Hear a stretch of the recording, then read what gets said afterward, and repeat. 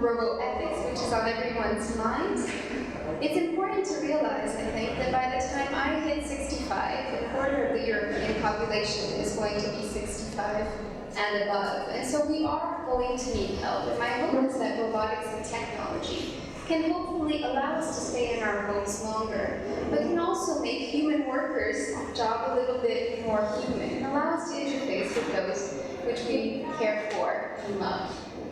And so I would really like us to frame this discussion in the area of robot care, but then I think we can open it more broadly to the area of ethics and all the questions that arise in the area of robotics. So we have a wonderful set of panelists with us today. So Bennie Mols, and I'll be introducing everyone a little bit more in detail afterwards. Aimee van Wynsberghe, Vincent Muller, who's here on my right, and Bleaden.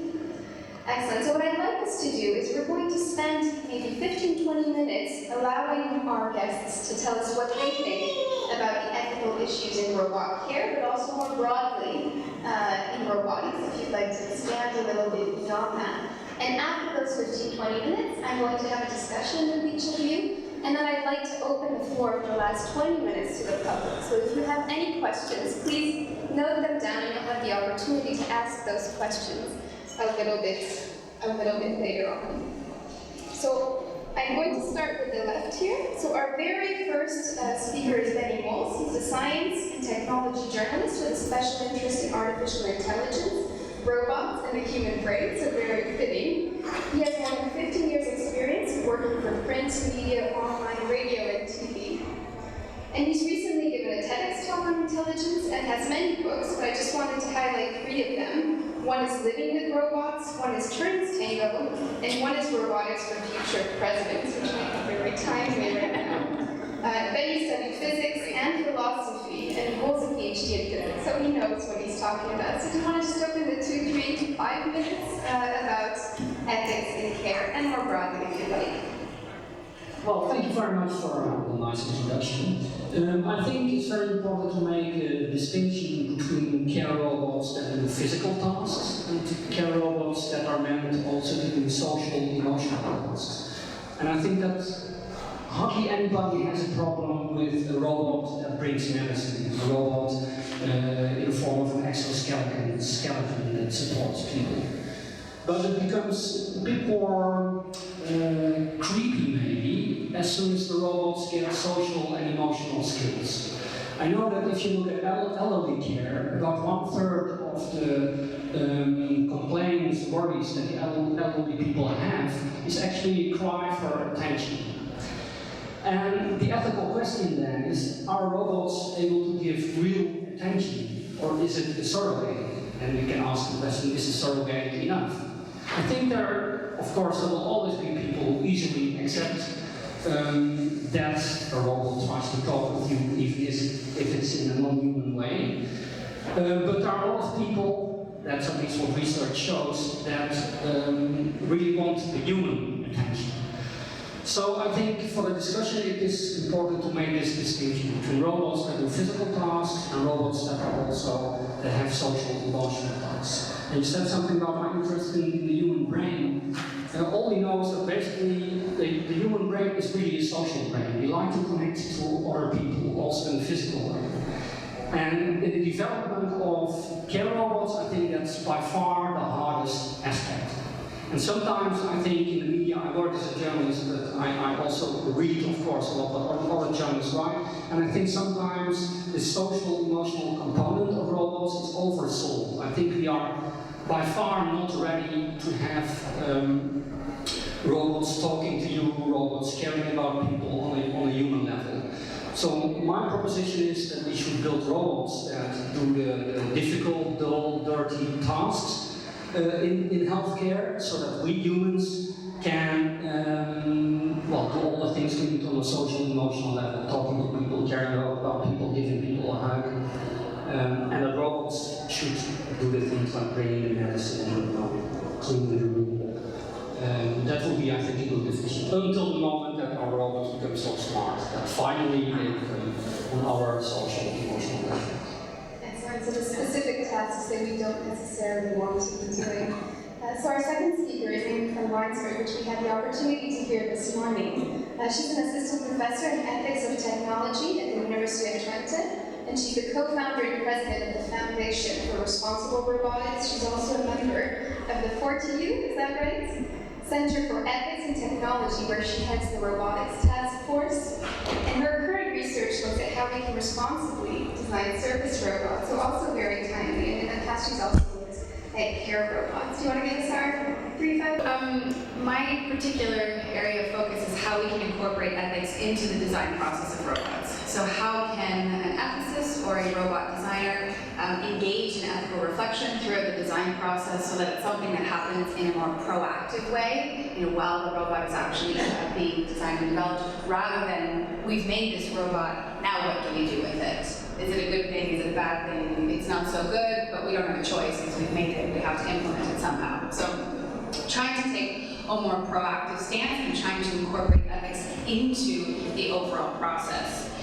I would agree with this distinction between social caring tasks and the more mechanical, sort of dull, dirty, dangerous jobs. But, and you gave a wonderful example that very few of us would disagree or would think that it's a bad thing to have your robot giving you your medication, a task like that. But I would be one of those people actually to stand up and say, whoa, wait a second, what does this mean? Because I would focus on responsibility issues and the chain of responsibility in the hospital. So even if a robot is doing a seemingly easy task, like reminding people to take the medications or actually handing over the medications, what happens if this goes wrong?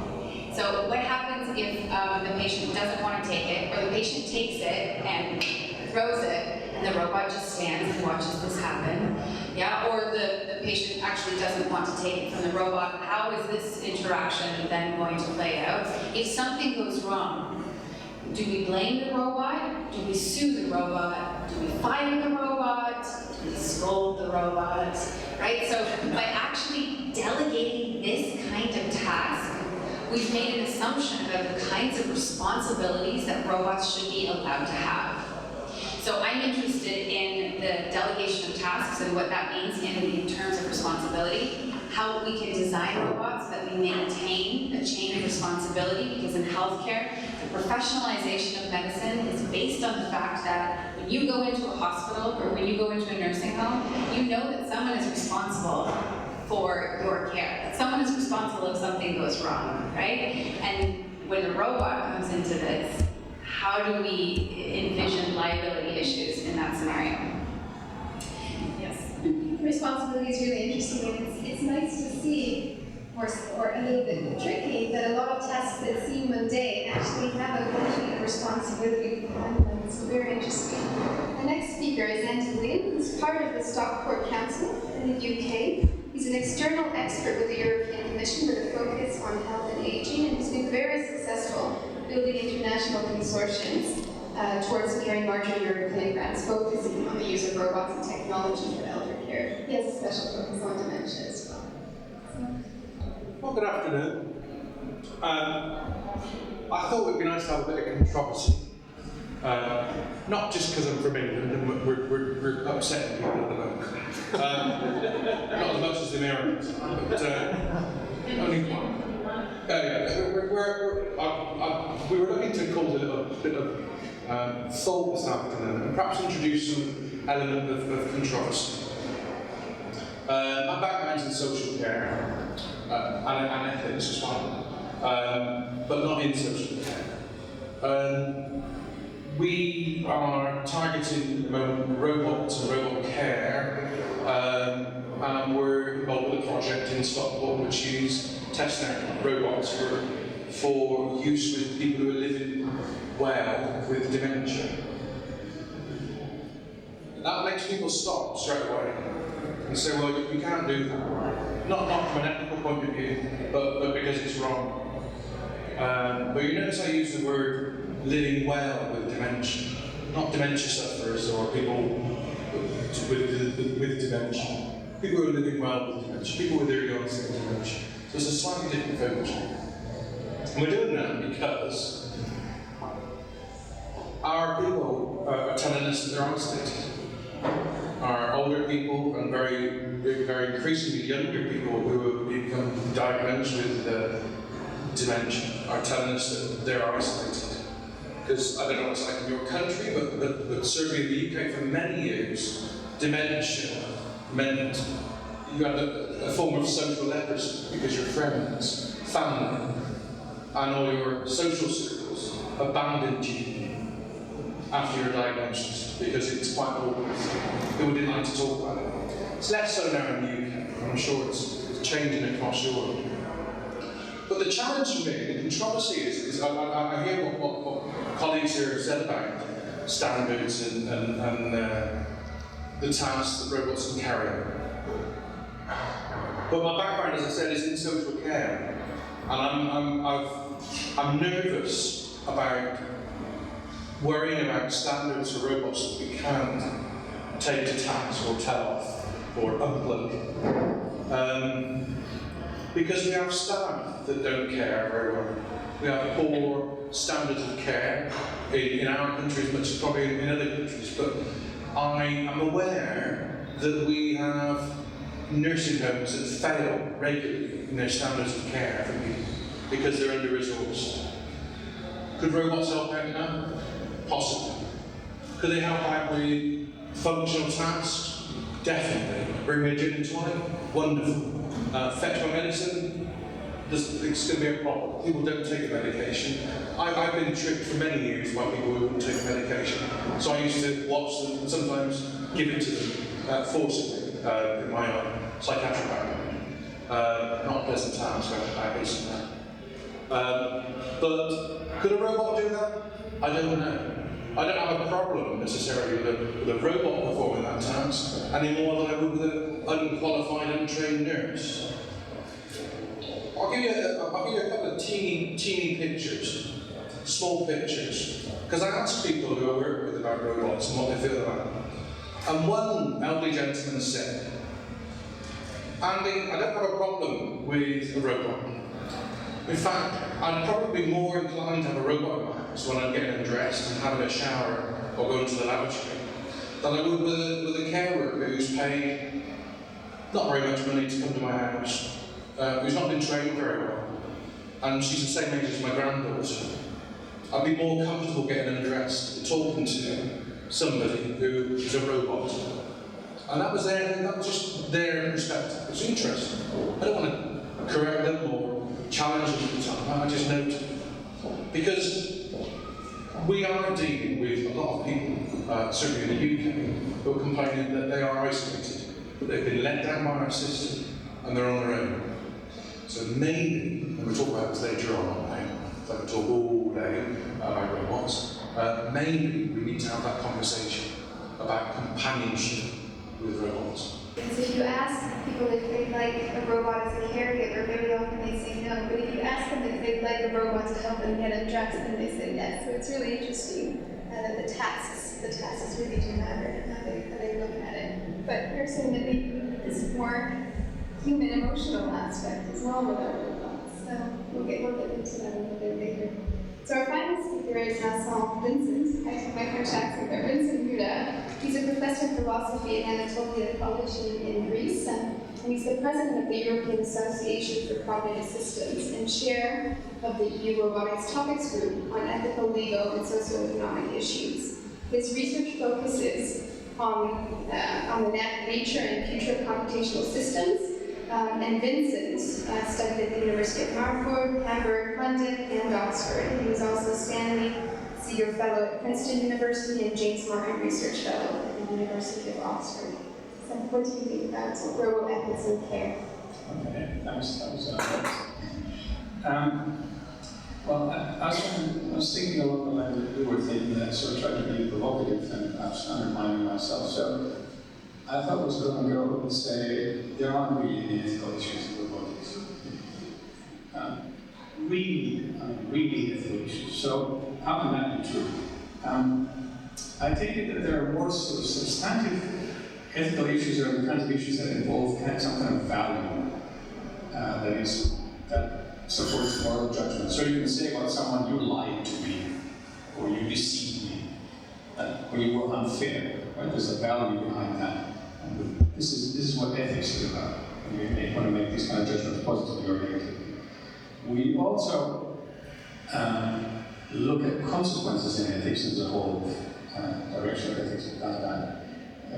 This is often quite a bit less substantial. So we actually agree on what good consequences would be, and then we try to optimize things in such a way that we improve on the consequences of our actions. So should we have a speed limit on the motorway, say?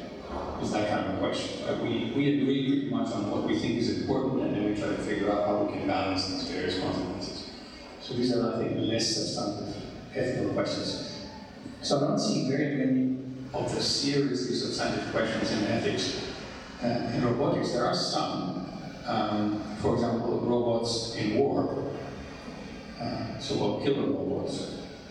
So I've tried to make myself some friends by writing a paper with the title something like "Killer robots are probably a good idea." Because people tend to think killer robots are awful, but of course killer robots are weapons. We buy weapons, right? The Dutch taxpayer paid a lot of money on weapons, and there's a question whether we should stop doing that. If we don't want to stop doing that, then we should get the best weapons. So these are, I think, actual ethical issues. In care, I'm not really so sure that I see much. In fact, I'm not even so sure that there is such a thing as robotics in care.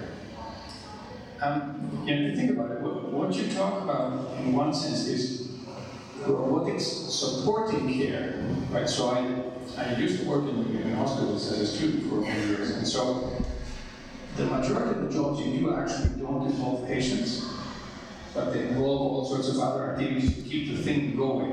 Right? You know, the bed sheets, the medication, and all the other stuff. That kind of stuff could be supported in various ways. That's not care, though. That's, you know, involving a person there. And that part, so caring for a person, is, I think, something that's essentially sort of humane. I find it very difficult how we have a robot doing that. Certainly not the robots we're talking about now, right? I mean, in the public, people sort of often talk about the sci-fi idea. So the robots, they could possibly do that. The robots we're talking about in the foreseeable future, it's pretty clear that they can't give care. So maybe there isn't really such an issue. Thank you. So I'm going to pass the question back to Andy. Maybe you can highlight what you see in terms of the needs. What are the care needs? Okay. Controversy time. I'm going to ask a question. How many of you have smartphones here? But stick up your hand. Okay. Stupid phones. Yeah, that's one. Yes. Dumb phones. Dumb phones. Bloody phones. That's what. We use smartphones. We collect data. Search data, takes photographs. We upload rubbish. People read it, etc., etc. Whatever with smartphones. But the technology behind them is quite interesting because we're using some of that technology in a robot, targeting people who live well with dementia. And we're giving that robot, or the software functionality. Functionality that isn't about giving you medicine or checking and folding, etc. But we'll carry out reminiscence work. A reminiscence work that a care worker could do, doesn't have the time to do, doesn't have the information. So, you take photographs with your smartphone, selfies of you in stupid places no one's interested in looking at, and send them to all your friends, and they'll like them. If you think about the data that's included there, tags of location, people, face tagging, etc., and you apply that and put it in the software, in the computer, in the robot that we've got, and the computer can talk and ask questions and listen to answers, then that's carrying out some reminiscence. So you can ask, the program I'm going to do is taking some photographs of, I'll use my example of maybe a wedding or some holidays, and asking them, who are the people on this photograph? What memories do you have of this holiday? Because the information's there. That's carrying out a piece of work that a human could do, but I can't afford to pay them. And it can carry that activity out 6 o'clock in the morning, 3 o'clock in the afternoon, 14 times a day, if necessary. Now that's a vital piece of work. It's a vital piece of work because we know that engaging people with reminiscence activities is a really useful way to help them manage their brain, manage their thoughts, and manage their day. And it's also fun. So that's one practical way in which we're using non-typical robotic skills, so nothing with arms and legs, but a program which has got that artificial intelligence behind it, coming back with the information we've uploaded to engage with people. And the interesting thing is how people engage with it. So the question to you is, would you feel comfortable looking at photos that somebody has prompted you with and answering questions like that? I'll ask that, and I'll ask the second question. Because if you do use Facebook or blah blah blah, whatever nonsense, they come up with next, you'll get prompts from Facebook. Do you remember this? This is you being drunk and stupid last Christmas. Who are the people you were with? You know, and can you tag them, and you're prompted to share them. You're responding, not just somebody sat in an office. That's confusion. So you don't already. So it's no different. It's transposing from someone who has a diagnosis of dementia, or autism, or whichever diagnosis you want to set. It's a different setting. So I don't think. I already feel like I've outsourced a lot of my memory to this device. Vincent, do you want to add? I just want to add to this that kind of stuff is actually a normal cognitive activity. So some philosophers now talk about the extrinsic mind or the external mind, and cognitive science is very common to point out this kind of stuff. So what we do is we organize our environment in such a way that it helps us coping with tasks. So if I want to take something out of the house, I'll put it next to the door, so that when I get to the door, I think, oh yes, I want to take that out. And so I'll take it. And I use this very old-fashioned device here. And of course, it's for another stuff, in order to outsource that kind of activity. We do this all the time, right? And we're doing that increasingly. One part of the problem is that we have this fear of missing out, of having recorded everything. Right? And so there are now people, as you know, who quantify itself to actually record every little thing of their life to make sure that everything would stay there.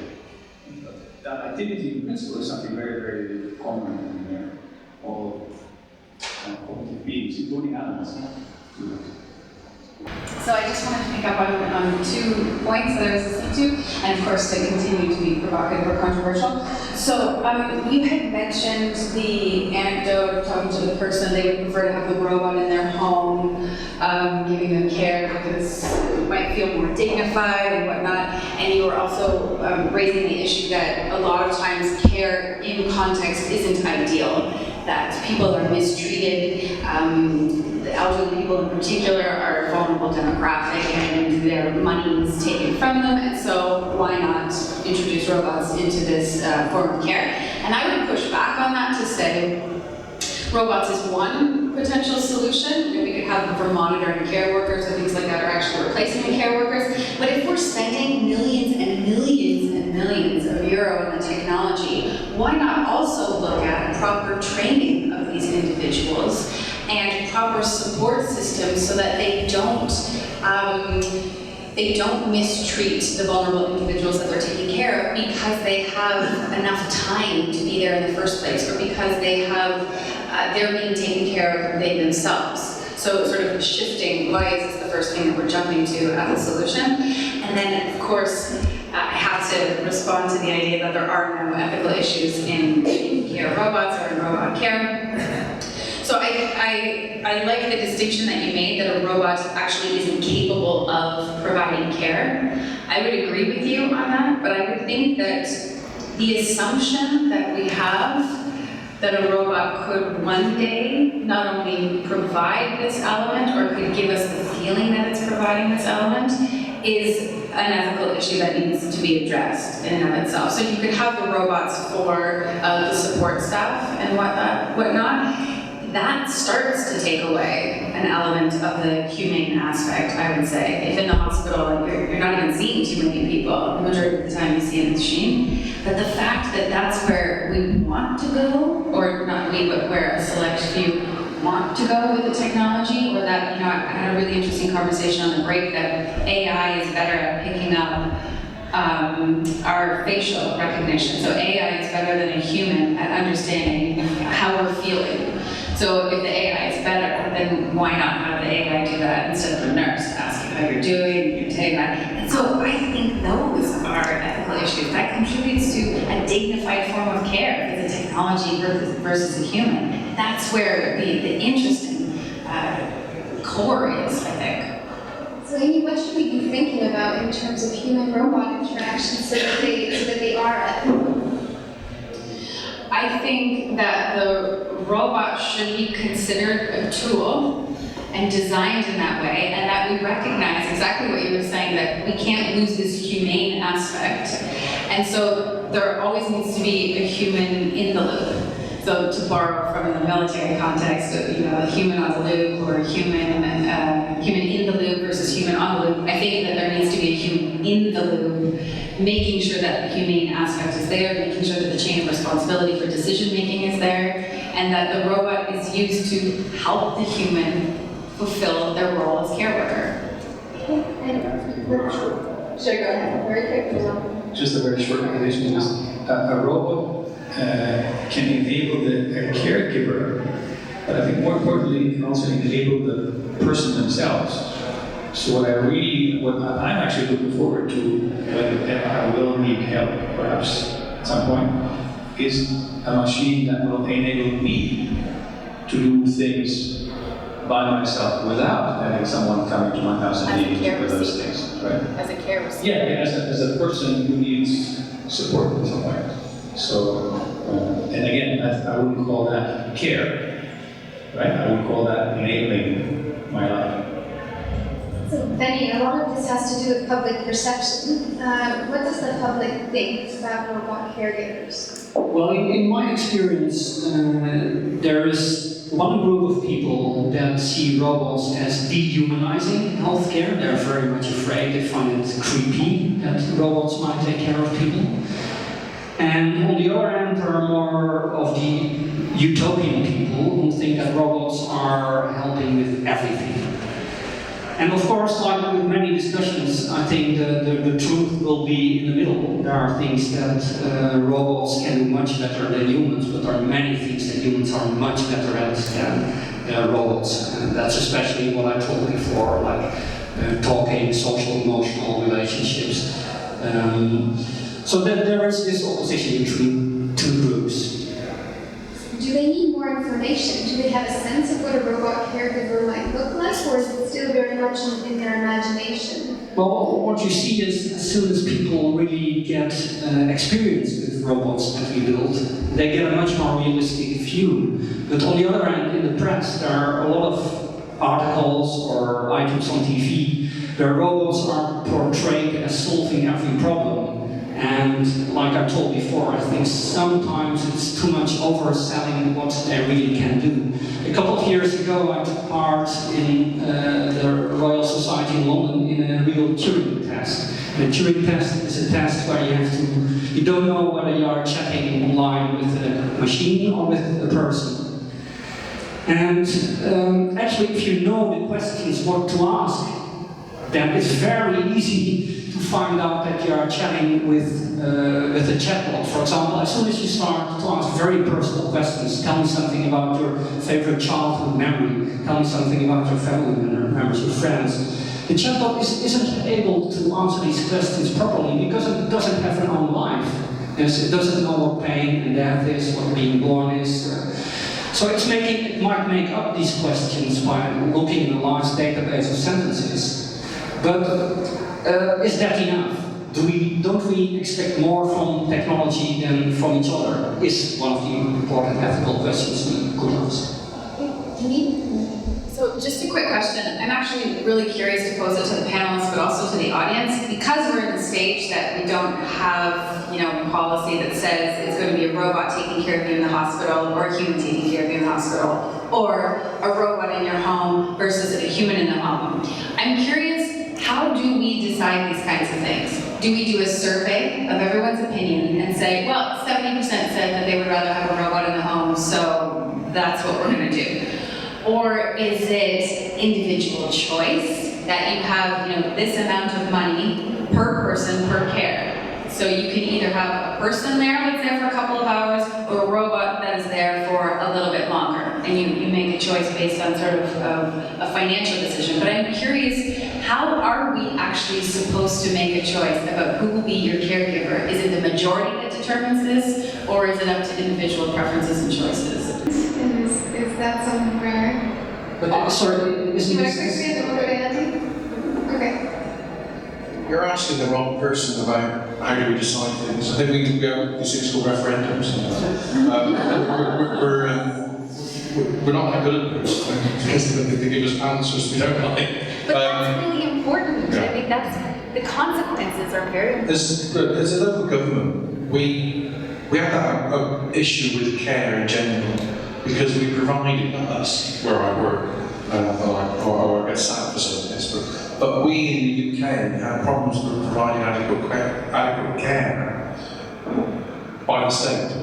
And so what municipalities did, they turned the care system on its head and said, well, we'll give you the money. You decide what care. You buy your own services. You buy your person to come and cut your grass or cut your toenails, hopefully not at the same time. But you decide. The thing, what I always sit back with is I spent a long time in care. When I trained as a carer, I trained with no training. I was trained on the job, doing the most delicate tasks with the most vulnerable children, with no training, no guidance. Just got on and did it.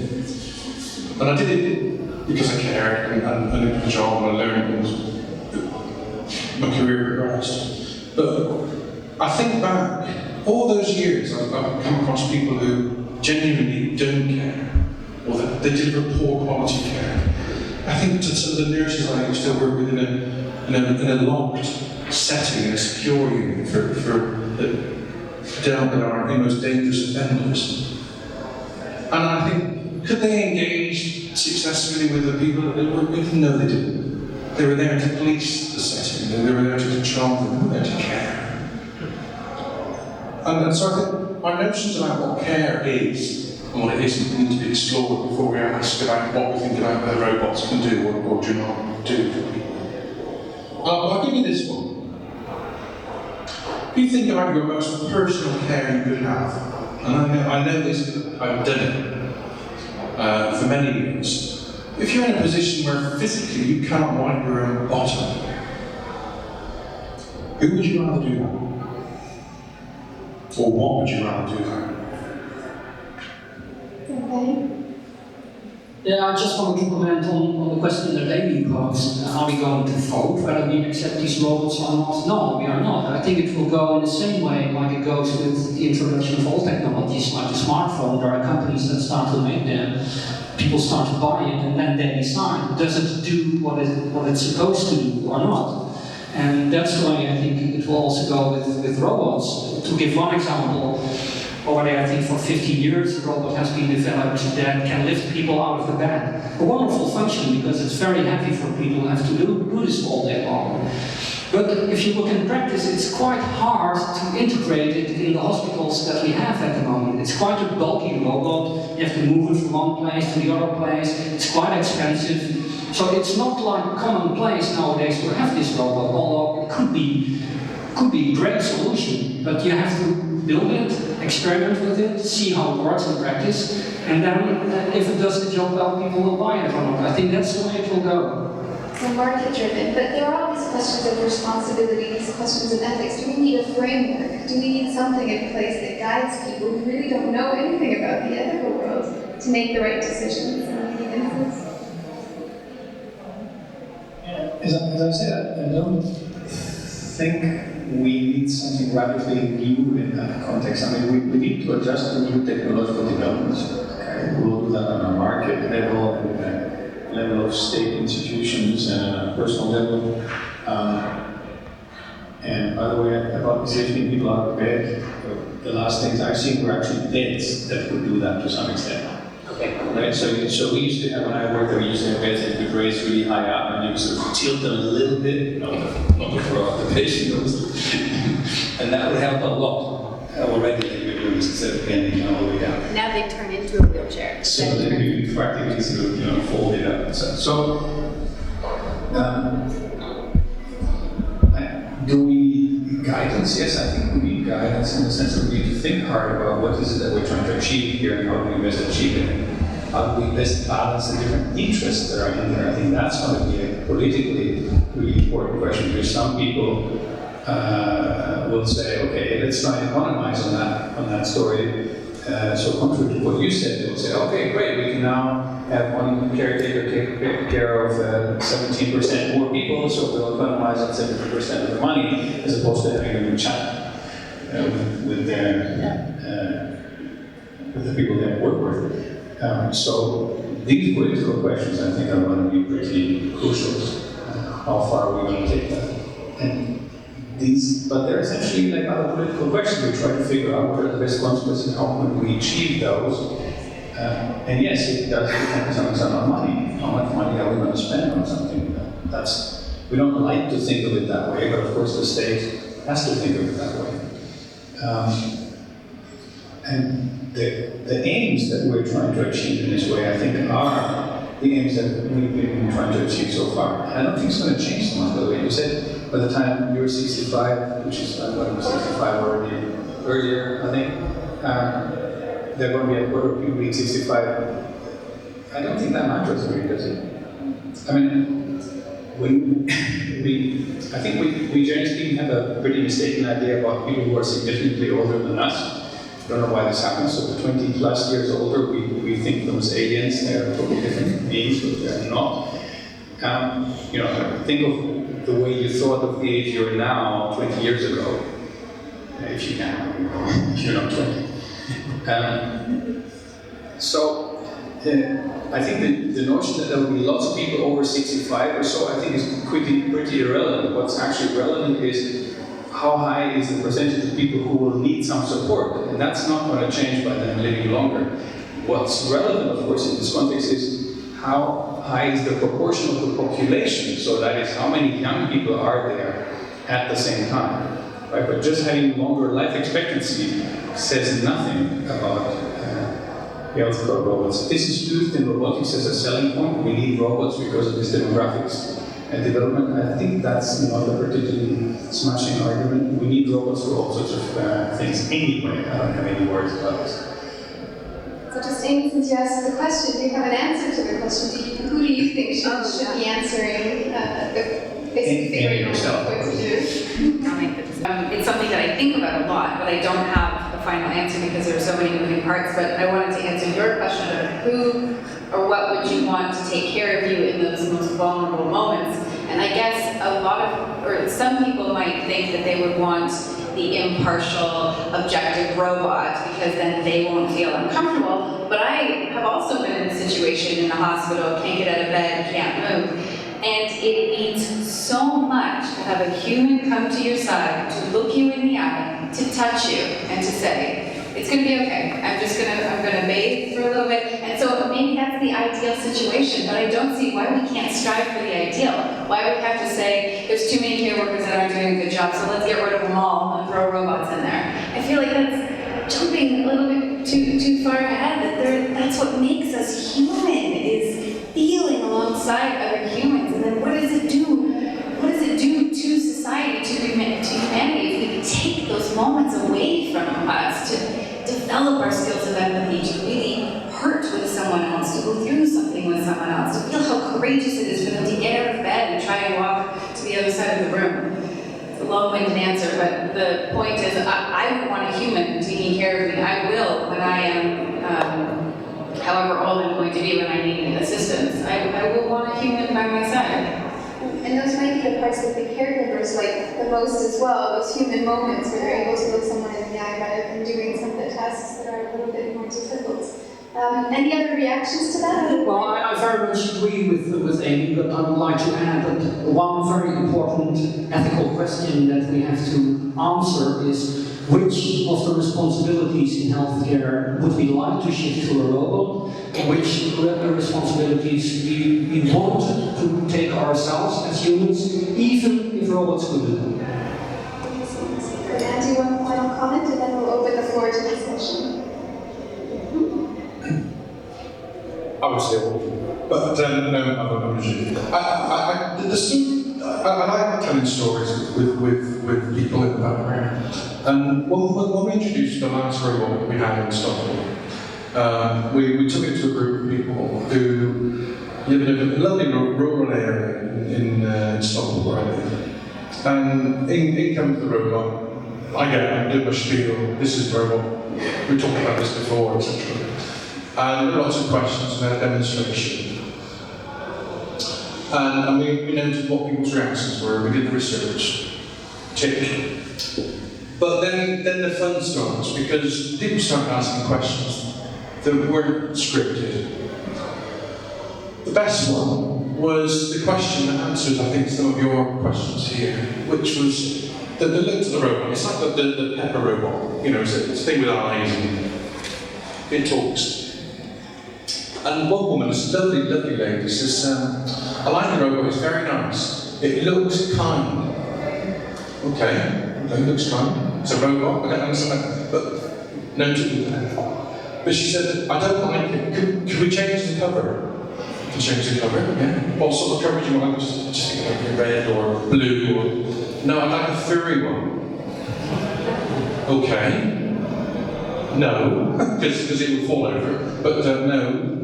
Put something more tactile on, but it needs to be something that stands up. So there's furry robots, and I told them about the scene.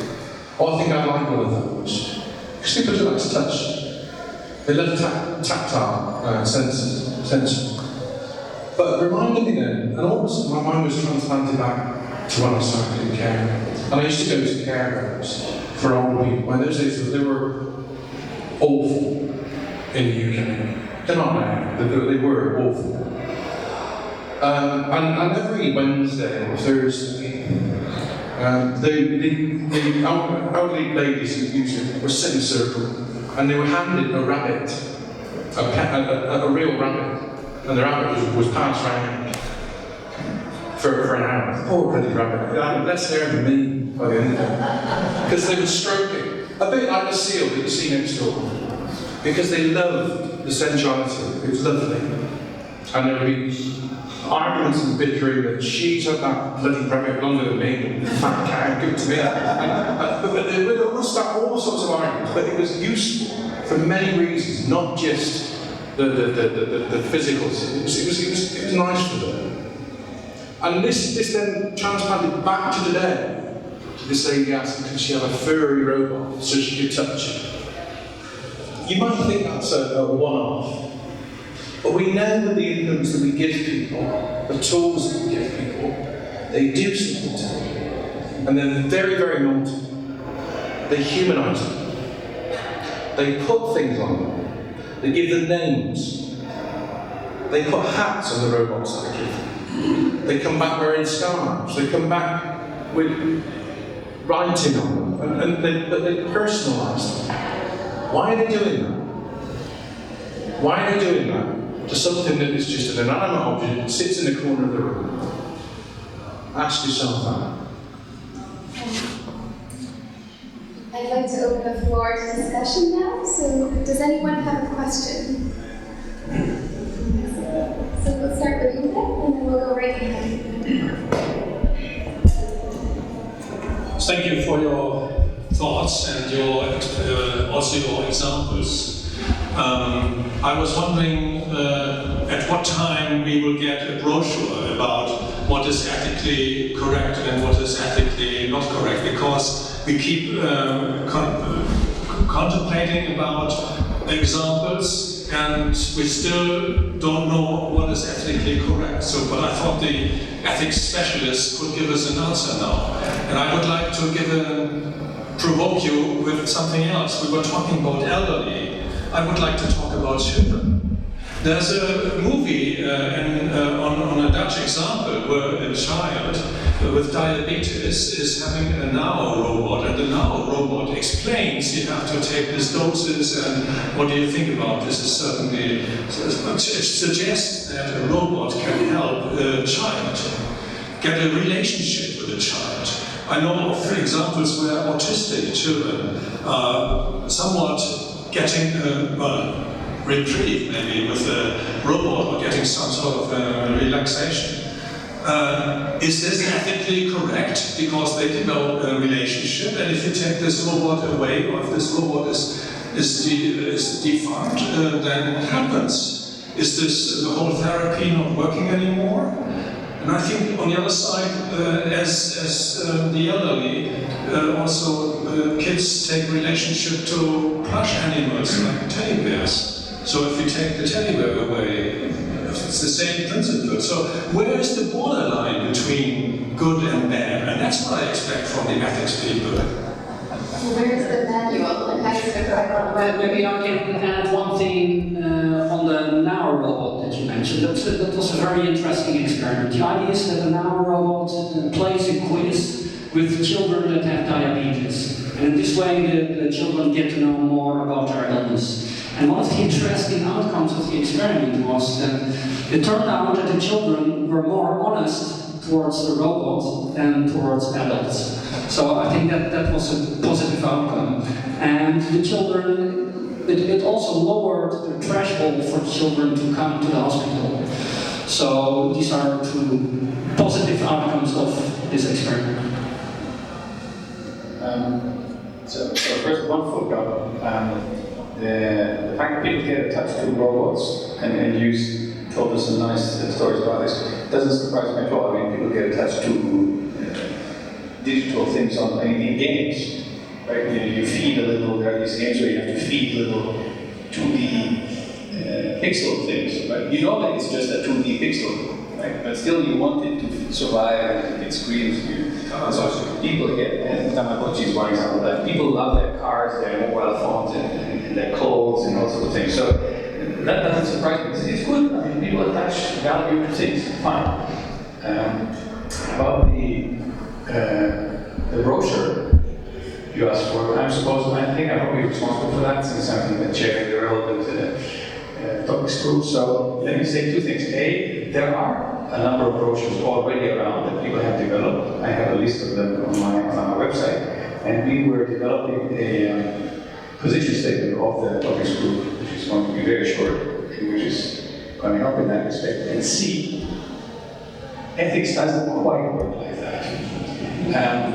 You do have to enable people to tackle ethical problems by themselves. You don't solve them for them. That is an important part of teaching ethics, that you know how to tackle the ethical problems as opposed to just looking up the problem solution. Briefly, and then we'll go back to the topic. Actually, I would echo the same point, that it's not about you plug in this is what I'm struggling with to the ethicist, and they say, boom, this is what you're supposed to do, this is the good thing, this is the bad thing. It's much more nuanced than that. Sometimes it can be dependent on the country, but definitely the demographic that you're talking about. I wrote a book called Healthcare Robots, if that helps you though. And I'm trying to explore, trying to narrow down how you can come to decisions. So again, to empower the individual to come to a decision on what is right or wrong, or good or bad, based on certain determinants that would be important in healthcare. It's also worth noting that there's a new British standard on roboethics that also tries to break down the problems so that people can think about them on their own. Which then, again, raises the question, can you reduce ethics to a standard? It's trying to blend worlds that don't fit necessarily together like that. I'd say coming from the technology perspective, it does help us to at least have something that we can start from. I disagree with all of you. I think you have ethical things to make you think, not to tell you what to do. Ethics for me, when I studied ethics, was around the search, as you said this morning. they're good. But if you want rules, you make laws. Laws tell you what to do. Standards tell you how much you need to do, etc. You don't have an ethical guide. And if you do, maybe you should ignore it, because if people are coming up with ethical guidelines, you need to ask yourself why and who they are. The same as you would do with any other ethical guide, whether it be from a religious text or from a politician. So always ask why. So I would be less worried about the ethical considerations. And I would ask people, humans, what they think themselves. There was a question behind Uwe. I think there's a lot of confusion about what you call care robot. I think it's a bit confusing or a kind of diffusive concept of care robots, because I very much go along with the definition of you that a lot of what robots can do is a kind of extension of yourself. I mean, especially with older people. I mean, they used to do things themselves for their whole life, and at some point they come in a situation that they are not able to do everything as well as they used to. So, well, they become dependent on support, and that is then called care. If you talk about this toilet going, if you're in the hospital, you just had an operation, you're a bit scared, whatever, I can imagine that you want this human touch. But if you're in your home and you need to go 10 times a day to the toilet, and all the time you have to wait for somebody to come who rushes in, rushes out, gives you enough time, hopefully. I mean, that's a completely different situation. So I don't think that you should look, or we should look, for what is the right thing. But it's different. I go with that with Andy. I mean, different situations, different people, different opinions. Things can be good in one situation and not so good in another situation. So, yeah. If you take that into account, then it's very important to talk to the people and also to develop with the people who are you developing solutions for, to consider and to discuss what is right and wrong in this particular situation. That's an excellent comment.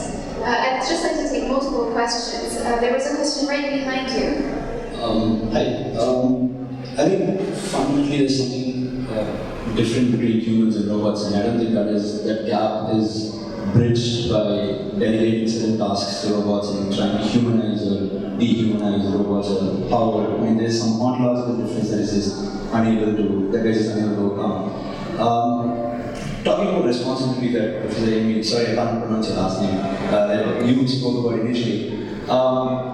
Every task that we do on an everyday basis, even when I picked up the mic from this woman here, there is a certain amount of risk that we factor in. So how do we talk about, I don't think we can decouple risk and responsibility. So if we're going to talk about designing responsibility, including responsibility in the design process of ethical, unethical, however you want to term them, care robots, how do we factor in risk? Do we presume that when I hand over a certain responsibility to a robot, it presumes the risk of that responsibility as well? Or do I presume that just because I give the task to the robot, the risk of that factor is completely wiped out? How do we talk about risk in care robots or robots of any kind for that matter? Thanks. So the notion of risk and what's acceptable, and also the notion that the world is more complex than what we're talking about here, and all of these require different types of solutions. So Aimee, since we're names? Oh, okay. Yeah, so how we factor that in? So that's, there is no answer right now to the question. People are trying to figure out how do we, or can we, and should we decouple responsibility from accountability from liability? So do we make the designer liable for something that the robot has done? If we can show that the robot was accountable, so we can identify that there was a malfunction of the actual system, does that make the robot also responsible? Does that make the robot also liable? So it's an issue of understanding what these three related concepts mean to this particular technology, and then risk assessment is another layer to that. So how likely is it that the robot is going to malfunction, or we rely on this system to do what it is that we predict it's going to do. And so that's what machine learning, when AI complicates things even further, because if the robot can learn about its environment and do something different than is predicted from the engineer or the programmer, that then makes us revisit, okay, so then what does liability mean? What does accountability mean? Because the designer couldn't ever be accountable in those instances. So that conversation is also important for us to have about the kinds of robots that we want. Do we want to have these situations where we have no idea who is liable, or we have no idea who should actually be responsible, or do we want to make a very clear distinction on, if you're using this robot for this and this task, we can clearly articulate who is responsible if somebody goes wrong. The hospital is responsible if somebody goes wrong. Any other comments?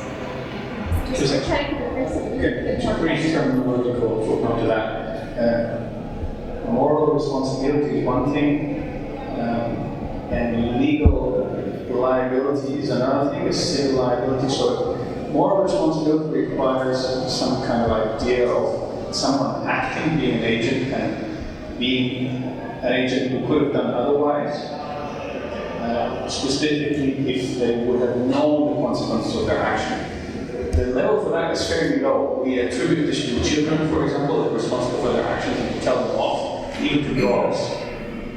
Okay? So this is one thing. Then we extend that into the penal area. Sometimes we hold people responsible for actions and we punish them for that. The bar for that is quite high. Right? You have to be a human or a certain age and so on, so it's a different bar.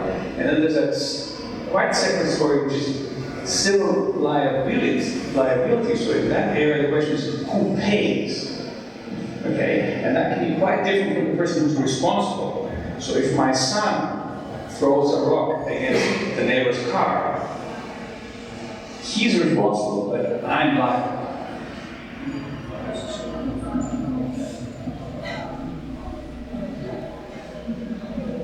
Think about that. If you're wrong. I also think, this is a quick question. Hands for those people in this room who have worked in a health or care setting. Health or care. So I want to ask you this. If we're worried about what we give to robots in terms of their care function, can they? Ask yourself, what do carers do? What do carers do? The task is so varied. You can be feeding somebody, dealing with a suicide, picking somebody off the street, helping someone through a traumatic event, dealing with death, cleansing a wound, dealing with diabetes. The tasks are so varied with care. You can be filling in a job application. You can be helping somebody come to terms with grief. Again, such a variety of different tasks that to start thinking, we expect humans to do that, mostly untrained, mostly unmotivated, usually no legal liability figure on at all, because a lot of this is done by volunteers for free. We ask people to do that without any ethical consideration. And I'm worried that we're putting up questions and barriers, which we should ask, but not put a barrier in front of using robots perhaps to perform more tasks. Because care isn't just about dispensing medication or just about feeding people. It's so multifarious, so large is the term for me as a carer, that it could be anything. Some of them wouldn't be applicable for a robot, some of them could be. Okay, one last question? Yeah, I'd actually like to bring up something else. So far we've only been talking about what is ethical with the robots, what do we want the robots to do. Something completely else is, if a robot can be programmed to be ethical, what kind of ethics do we want to have? If he has decision-making abilities, he also has a higher degree of autonomy. There's like a completely new field coming with those questions. And those have to be handled as well, because when we go into consumer robotics and think about having robots at home, there will be more and more autonomy with that. And they will have some ethical layer. They're already doing PhDs on that, how you can program a robot to be ethical in itself, like in principle. who is going to decide that? You need an ethical robot, which robotics is. Yeah, and who decides what kind of ethic the robot gets? I think what we are doing at the moment, developing autonomous cars, will be very interesting showcase for these kind of problems. And I think it will be the first time in history that robots will be used on a large scale, and we will deliver more and more autonomy to the car. And step by step, we will have to deal with all these issues. I don't know the answer. I think nobody really knows the answer. But developing autonomous cars is, I think, a real good large-scale showcase to discover how to deal with these problems. So, thanks for your question. This is actually a really big topic in machine ethics. That's the field that's studying it now. And I think it makes us question what ethics is and what it means to be an ethical agent, right? So, earlier when I was talking about ethics, it's this idea of the good life as a concept. How do we achieve it? So is that something that we can put into a robot? So we have to give the robot life goals, preferences. It's going to have to experience emotion so that it also understands the consequences of one action over another action, right? So that's us if we want to make the robot an ethical agent. Or do we want the robot to have some sort of decision-making skill, some sort of function so that it's safe, so that it's reliable, so we can interact with it, we can trust that it's not going to pick us up and throw us across the room when it's the lifting robot that's supposed to take us to the wheelchair, right? So there's two different parts of that, right? Do we really want to make these things ethical agents? Because if we make it into an ethical agent, right, and it has these capabilities and skills that we have, then should it not also be deserving of rights and freedoms in the same way that we are? And then why have we created the robot in the first place? We were making robots to be our servants, our slaves, our tools. So why are we giving them these skills that would then demand that we treat them in a certain way, when the whole point was just to have some help? But I think once you get artificial intelligence into the game, there will have to be some layer beyond it, because when the robot can decide, there has to be a basis on what he's deciding. But then I would challenge you to go back a step before you get to the AI, right? And so why are we putting AI into this particular context? If we know the consequences that it's now going to have to make this kind of decision, well, shouldn't we stop and think, why are we doing this in the first place? I have an easy solution. Easy solution. Never mind books. You don't need books to decide this. Just picture this, okay? Picture the conversation. It's Friday, it's 10 o'clock at night, and the robot says those magic words. That's quite enough wine, Mr. Bleaden. Off goes the robot. Because as soon as you start talking about ethics, you start talking about values. When I used to recruit carers, and I've done a lot of recruitment of carers, I've recruited some awful ones, and some very, very good ones. Some exceptional carers. But when you recruit carers, you're looking for skills, you're looking for risk takers. And we used to use a tool, we used to recruit carers. And the tool was, how do you respond to an incident? How would you respond to somebody that come in and told you they'd taken an overdose? And you get a range of responses, ranging from make them sick, hit them on the head, give them some other pills, or ring an ambulance, or whatever. What was the right answer? Matter what the right answer was. But I was looking for how they thought. That's what I want. I want the anarchic robot. I don't want the robot that's got ethics that's been predetermined. I want the one that's probably been hacked by some spotty geek and it's got a bit of problem function. It's got some randomity to it. So that would be my answer. This discussion makes me a bit uneasy.